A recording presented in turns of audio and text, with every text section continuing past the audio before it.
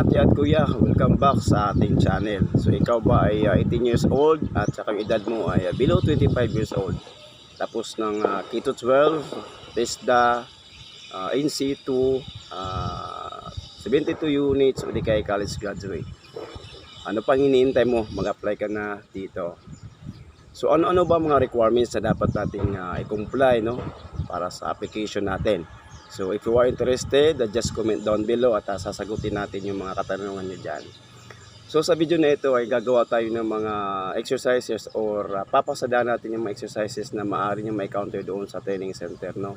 Para at least kahit paano ay meron kayong alam pagdating doon sa training center. Kaya huwag natin patagalin pa at samahan nyo ako at kaya tara na.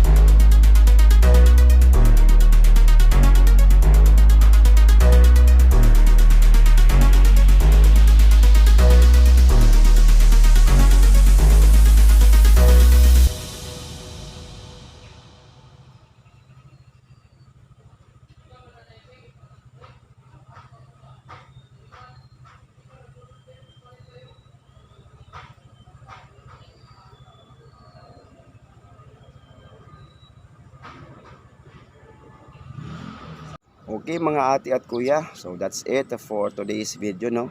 So ilan lang yan sa mga exercises, no, na dapat nating malaman at matutunan. So marami pa dyan na ating tatalakayin at papasadahan, no, sa ating mga susunod na video. So ano pang hinihintay ninyo? Simulan nyo na ngayon.